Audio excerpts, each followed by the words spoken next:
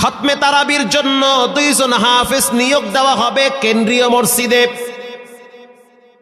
অনেক হাফেজে কোরআনরা সিরিয়াল ধরেছে তারাবি পড়াবে। কার মনে না চায় এত বড় এক মসজিদে আমি যদি চান্স পাইতাম তো আমার কপালটা খুলে যেত। শুক্রবার দিন সবাই দরখাস্ত রাখলো, ইন্টারভিউ শুরু হয়ে গেল পরের জুমায়। অসংখ্য ছাত্রদেরকে দেখছি খতমে তারাবির জন্য ইন্টারভিউ সিরিয়াল দিয়েছে। ইন্টারভিউ বোর্ডের ভিতরে আমি ছিলাম। কয়েকজন হাফেজকে আমরা সিলেকশন করছি যে এদেরকে নেওয়া হবে। এদের তেলাওয়াত সুন্দর, পড়াও বড় মজার। আমরা কাগজগুলো এক জায়গায় জমা করছি। পরের জুমায় আমরা ঘোষণা দিয়ে দিব কোন মায়ের সন্তান চান্স পাবে। পরের জুমায় যখন জুমার নামাজের পর 3টার দিকে যখন আমরা বসে বসে ফলাফলগুলা দেখতেছি যে কাকে কত নাম্বার দেওয়া হয়েছে, দরওয়াজা লাগায় দিছি, জানলা লাগায় দিছি, এসি ছেড়ে দেওয়া হয়েছে, সব লাগানো, বাহির থেকে কিছুই দেখা যায় না। ইন দি মিন টাইমে মসজিদের বারান্দার দরওয়াজায় কে যেন নক করতেছে।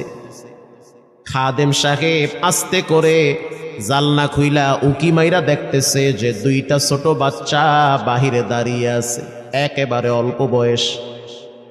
খাদেম প্রশ্ন করলো, তোমরা কারা, কেন আসছো? বলে, আমরা 2 জন আসছি খতমে তারাবির ইন্টারভিউ দেওয়ার জন্য।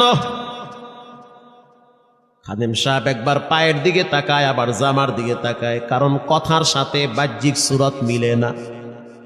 অন্য অন্য ছাত্রদেরকে দেখছি কত উন্নত পোশাক পরে, গেট আপ কত সুন্দর করে ইন্টারভিউ দেওয়ার জন্য আসছে। আর এই 2 জনের দিকে তাকায় দেখলাম মনে হয় রাস্তায় ভিক্ষা করতে করতে আইছে, মানায় না, একেবারে গরিব। খাদেম বলল, ইন্টারভিউর ম্যাচ শেষ, চলে যাও বাড়িতে, নেওয়া হবে না। যাদের ব্যাপারে পরীক্ষা নেওয়া হয়েছে তাদের ব্যাপারে ঘোষণা দেওয়া হবে।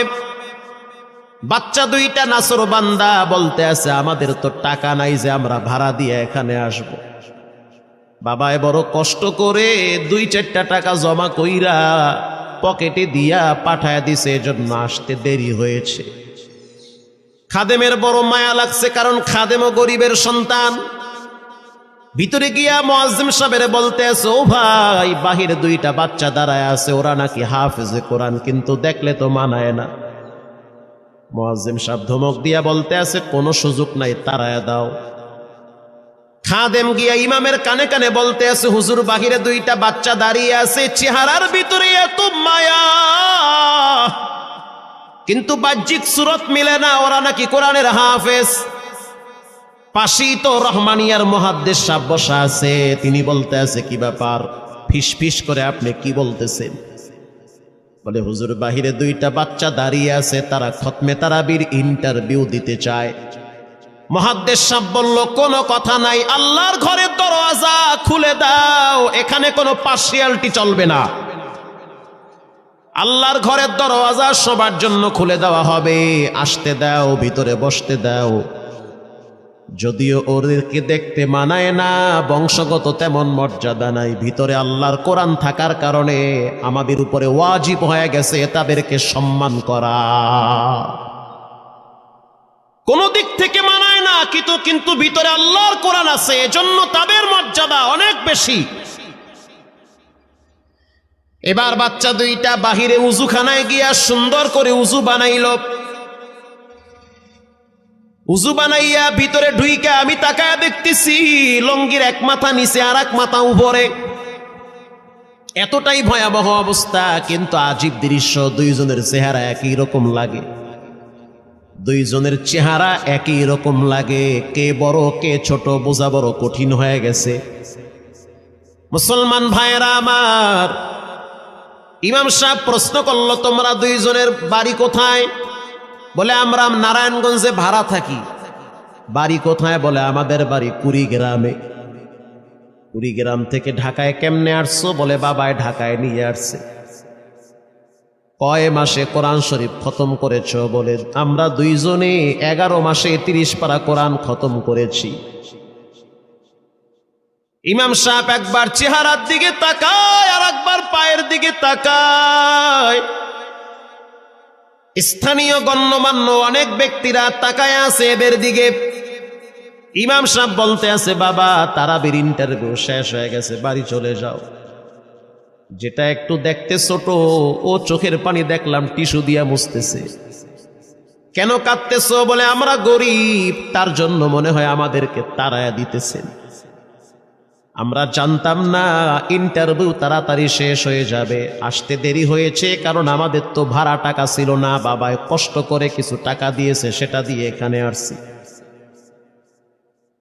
এবার মুহাদ্দিস সাহেব বলতে আছে, তাহলে একটা কাজ করো, তুমি কিছু তেলাওয়াত করে শোনাও।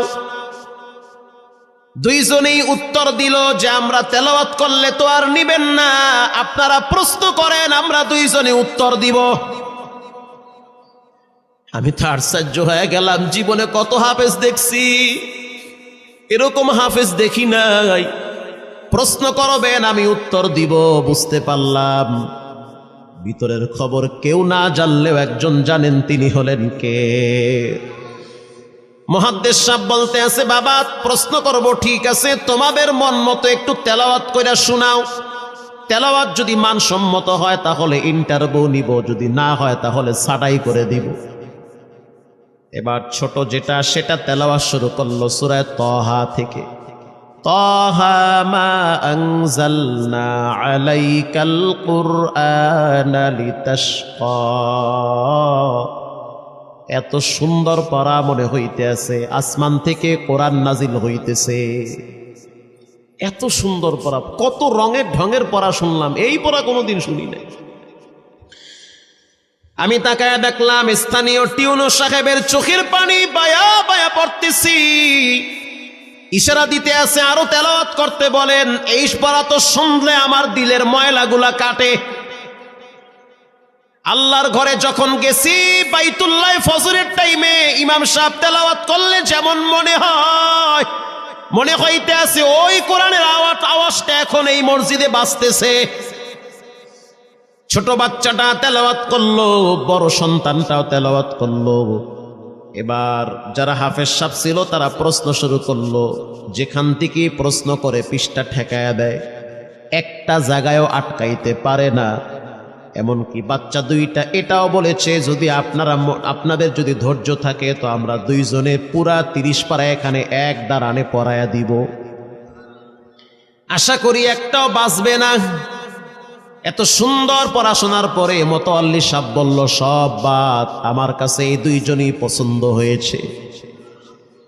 এই দুইজন রে মোতাওয়াল্লি সাহেব দাঁড়াইতে পারে না, হুইল চেহারে বসে থাকে, কাছে ডাইকা বুকের সাথে জড়ায়া ধরছে আর বলতে আছে, আল্লাহ এমন একটা সন্তান যদি আমার থাকতো,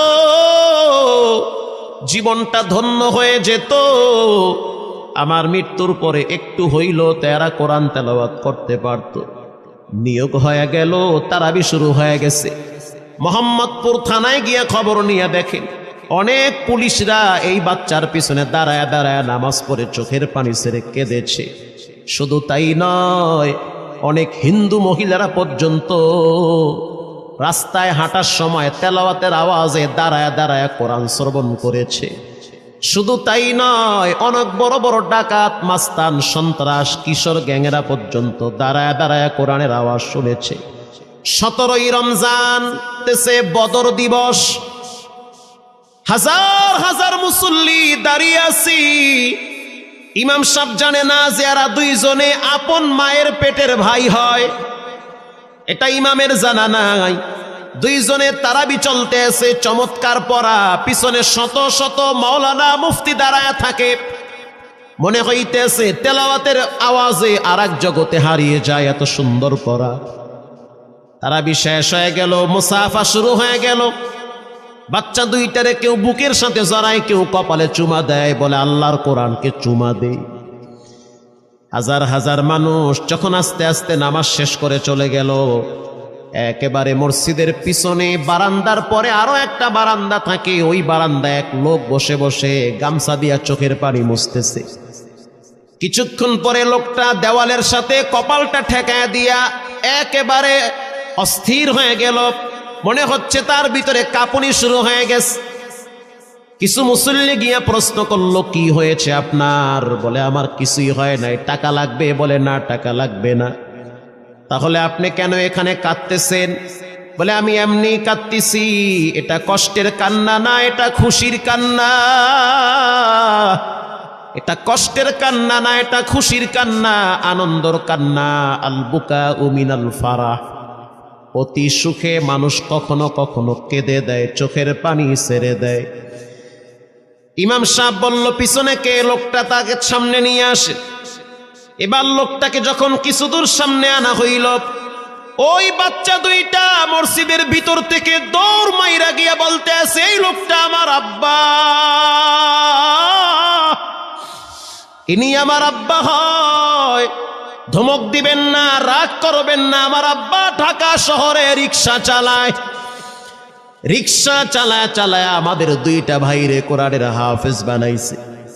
ইমাম সাহেব ধমক দিয়ে বলতে আছে, আপনি কেন দেরি করলেন? আগে কেন আসলেন না? রিক্সাওয়ালা বলতে আছে, আমি যদি আগে আসতাম আর যদি পরিচয় দিতাম আমি রিক্সাওয়ালা, হয়তো আমার বাচ্চা দুইটারে মানুষ খোটা দিবে যে রিক্সাওয়ালার পোলা। এজন্য আমি আসি নাই। দূর থেকে নামাজে কোরআন তেলাওয়াত শুইলা আবার আস্তে করে দূরে চলে যাই। মাঝে মাঝে বাচ্চা দুইটার সাথে দূর থেকে আইসা দেখা করি। এটাই হলো কোরআনের বরকত। পরে শুনতে পারলাম এই বাচ্চা দুইটার মাও নাকি গাড়ি অ্যাক্সিডেন্টে মারা গেছে। লাশ পড়ে আছে সেই কুড়িগ্রামে। একটা ছেলের নাম জুবায়ের আর একটার নাম হলো তালহা। রিক্সাওয়ালা বলতে আছে, আমার আফসোস নাই, কষ্ট হলো এক জায়গায়, সেটা হলো ঈদের সময় বাচ্চাগুলো